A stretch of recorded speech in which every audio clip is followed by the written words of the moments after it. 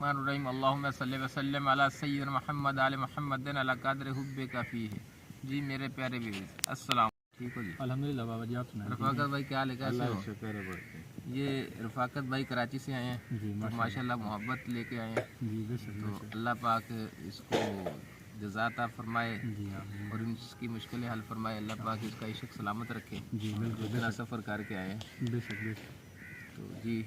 یہ بالکل جیسا کہ آپ نے کہا کہ جو عشق ہے نا بابا جی، جی جی یہی انسان کو سفر کرواتا ہے، جی جی ٹھیک ہے، ورنہ عشق کے بغیر جو ہے وہ بھی منزل جیسا کہ آپ کہتے ہیں کہ نہیں ملتی۔ جی جی تو بابا جی آج کا موضوع لائے ہیں کہ یہ تھوڑا سا کام بھی جاری ہے، تو یہ جو اکثر ہم نے دیکھا ہے کہ مچ لگا ہوتا ہے، جی جی اس پہ ہم تھوڑی سی وضاحت چاہتے ہیں کہ اس کا کیا سسٹم ہوتا ہے۔ دیکھو پہلے دور سے یہ چلا آ رہا ہے مچ کا سسٹم، سادھو لوگ بھی جو آتے ہیں نا جی یہ ایک دھواں لگا کے بیٹھ جاتے ہیں، جی ٹھیک ہے، جی تو اکثر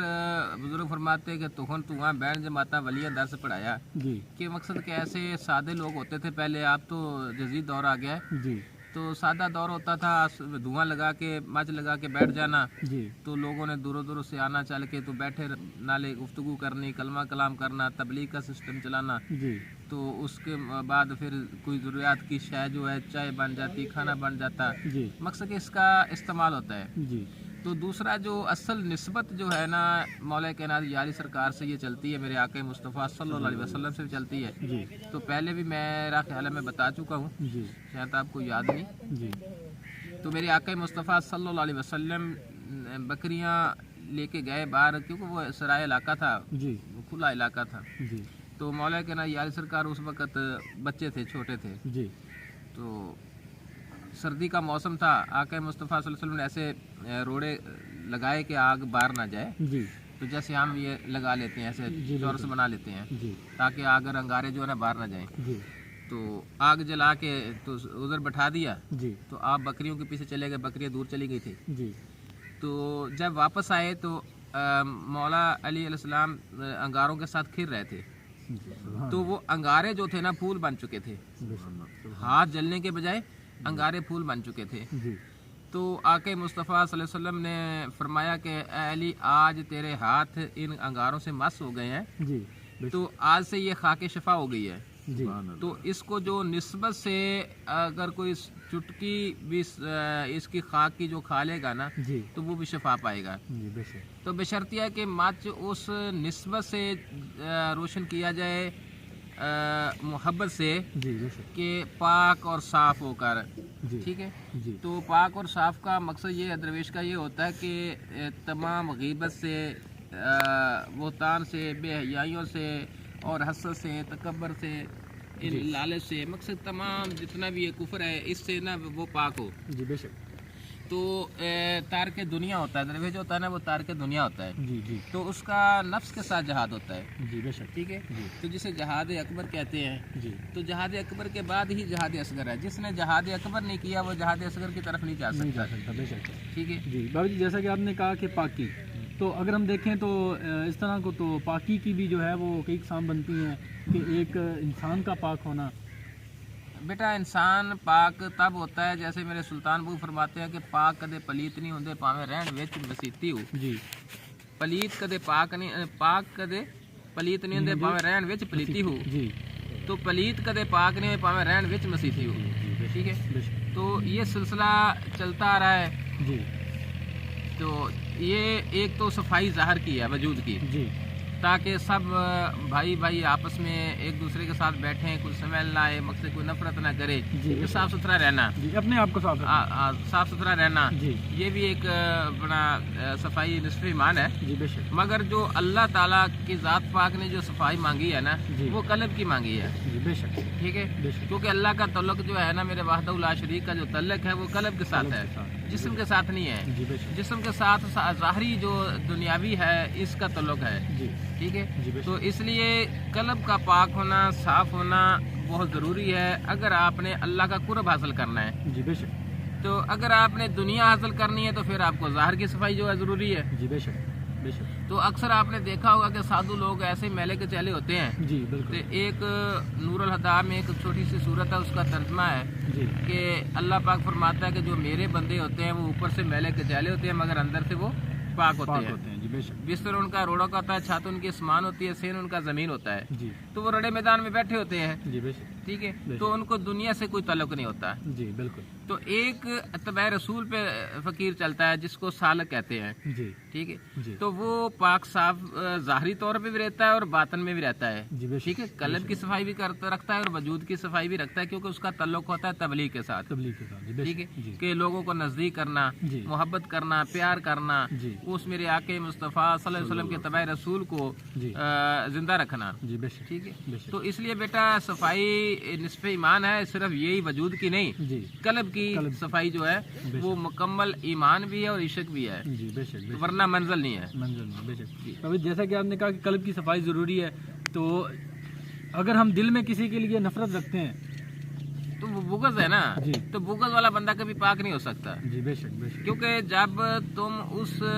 तबे रसूल को जिंदा करोगे ना, जी तो आप गैर मुस्लिम से भी नफरत नहीं करेंगे, गैर मुस्लिम से भी बुग़्ज़ नहीं रखेंगे, जी बेशक ठीक है। बेशक हाँ, फासक और मुनाफिक ना हो, जी फासक और मुनाफिक ना हो, उससे दूरी का हुक्म आया है जी बेशक कि वो कभी भी किसी का खैर खा नहीं हो सकता। जी इसलिए मुनाफिक और फासक से बच के जी बाकी हर कोई भी इंसान है, खाफ किसे फिरके का है, किसे मजहब का है, किसे मसलक का है, जी तो उस आपको कोई हक नहीं है कि तो उसके लिए कोई बुग़्ज़ रखे या उसके लिए कोई नफरत करे। जी बेशक तो बाकी रह गया इबादत का मामला, इबादत और नमाज जो है ना, ये अल्लाह और बंदे के दरमियान मामला है, जी बेशक ठीक है। बेशक। वो अल्लाह के करीब कितना है, जी वो अल्लाह को कौन सी नमाज, कैसे नमाज पसंद है जी और कौन सी अदा बंदे की अल्लाह को पसंद है, जी बेशक ये अल्लाह जानता है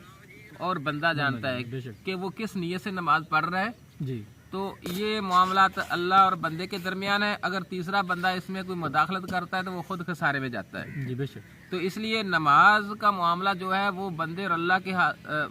दरमियान रहना चाहिए, जी जबकि किसी को मुदाखलत करने का कोई हक नहीं। जी बेशक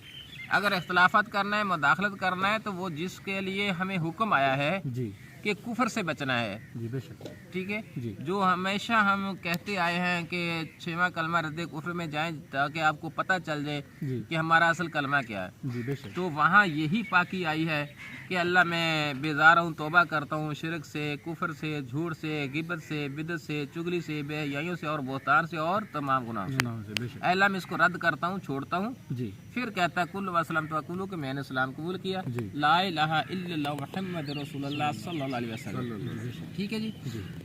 तो अब साबित हुआ कि हमारे अंदर जब तक ये पाकी नहीं आती जी तो हम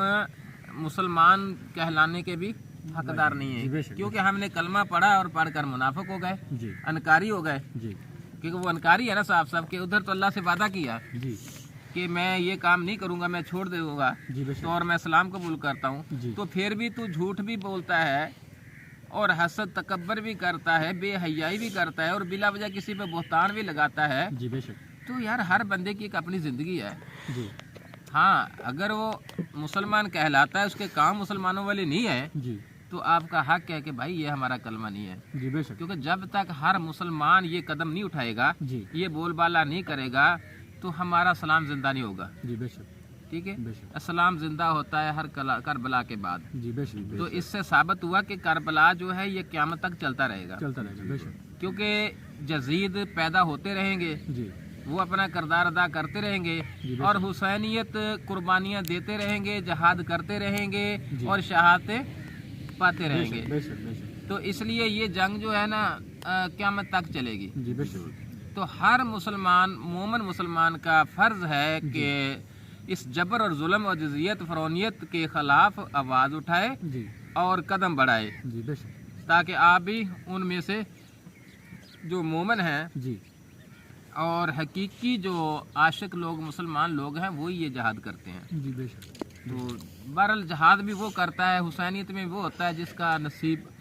हो, जिसका मुकद्दर अच्छा हो, जी बेशक ताकि वो भी अनामता में दाखिल हो सके। जी बेशक क्योंकि अक्सर हम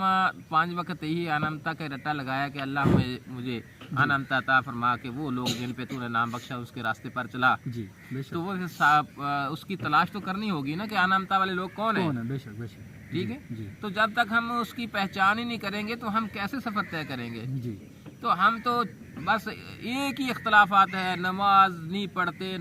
पढ़ते भाई। एक ज़ाहिर की नमाज तो आपको याद है, वो नज़र आ रही है, क़यामी नमाज भी है, कल्ब की नमाज भी है, रूह की नमाज भी है। नमाज तो की पहचान तो करो कि हकीकी नमाज है क्या, और कौन सी वो नमाज है जो अल्लाह की कुर्ब में लेके जाती है। जहाँ अल्लाह पाक ने फरमाया कि कुलूबुल मोमिनीन, मेरा अर्शमल्ला मोमन का कल्ब है, मैं मोमन के कल्ब में मौजूद हूँ, और नमाज मोमन की मेराज है। तो इससे साबित हुआ कि जिसके कल्ब के अंदर अल्लाह का नूर है, जो मोमन है, नमाज उसी की है ना, तो उसी को महराज हो सकता है ना। तो महराज में ना मुलाकात, हम कलाम होना। तो यार बस अफसोस है, दुख होता है, और कई बात नहीं समझने के लिए कोई तैयार नहीं है जी। तो हम तो ये अरसे से आवाज़ उठा रहे हैं जी, बेशक, कि अगर किसी को इस बारे में इख्तलाफात है तो आए हमारे सामने बैठें जी, तो असलाह करें जी, बेशक। अगर हमें कोई कमी कुताही हो तो हम हाजिर बैठे हैं जी। ये नहीं कि हम बहुत कामल अकमल हैं जी, हमें जो पता है और किसी को नहीं पता। अल्लाह पाक ने हर इंसान के ऊपर एक और इंसान पैदा किया। कुरान में भी फरमाया कि हर इंसान के ऊपर एक और इंसान मैंने बड़ा बनाया है, तो कहीं बड़ा बन के ना बैठ जाना जी, तो हमेशा छोटे बन के रहना जी, और इल्म हासिल करते रहना, क्योंकि इल्म तो कब्र तक जो है ना ये हासिल करना चाहिए और मिलता रहता है। तो इल्म एक बहुत वसी एक समुंदर है जो सारी ज़िंदगी बंदा हासिल नहीं कर सकता। तो बाज़ वक़्त ऐसे बच्चे, मासूम बच्चे से भी इल्म मिल जाता है, ऐसी बात सीखने को मिल जाती है जो कि खुद मालूम नहीं होती जी, बेशक। तो इसलिए सीखना चाहिए जी, बेशक। तो जी मेरे प्यारे व्यूअर्स,